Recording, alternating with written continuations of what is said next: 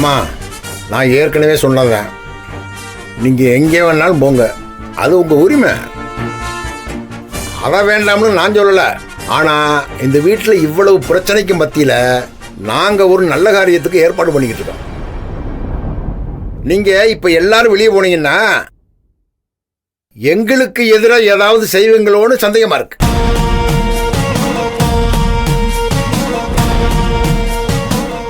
யாரு இந்த ராவணன் சொல்லி கொடுத்தானா? டாய், நல்லதை யாரு வேணாலும் சொல்லி கொடுக்கலாம்டா. இம்பட்டு வருஷமா இந்த குடும்பத்தை கட்டி காத்தவே நானே, இதை யோசிக்க மாட்டேன் நானு. அவர் சொன்னது இந்த குடும்பம் ஒத்துமையா இருக்கணும்னு சொன்னார்.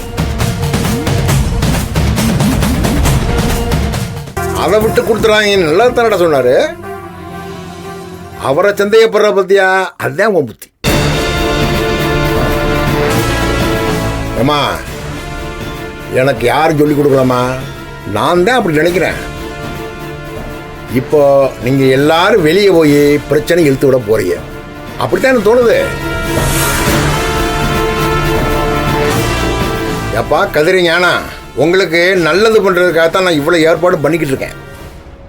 இவங்க எல்லாரும் இப்ப வெளியே போய் ஏதாவது பிரச்சனையை கிளப்பி விடுறாங்கன்னு வை.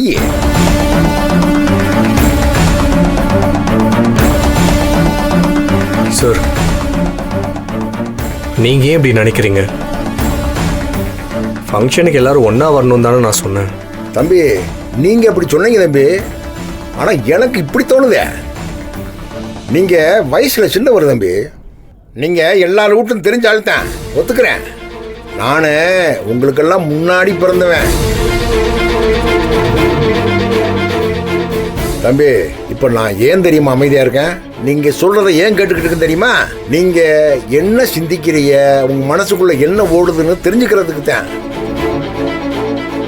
ஆனா இந்த இடத்துல நான் யோசிக்கதான் சரியா இருக்கேன். ஏன்னா இவங்களை பத்தி எனக்கு தான் நல்லா தெரியும்.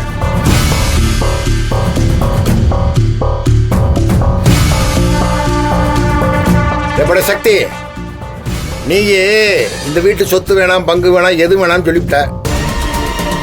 கூட பிறந்த பயலாச்சு ஏதாவது கொடுக்குன்னு நினைச்சேன் நானு. அதுவும் வேணாம்னு நீ தீர்த்து சொல்லிவிட்ட. ஆனா உங்க அம்மா எங்க மலையில பலி போடுது.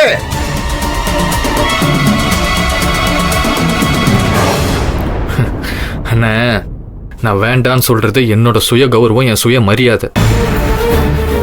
அம்மா கொடுன்னு சொல்றது அது அவங்க பாசம். ரெண்டுத்தையும் போட்டு குழப்பிக்க தேவையில்லைண்ணே. இனிமே அம்மா எனக்காண்டி எதுவும் உங்ககிட்ட வந்து கேட்காது. ஆமாப்பா, சத்தியமா இனிமே நான் உங்ககிட்ட எதுவுமே கேட்க மாட்டேன்.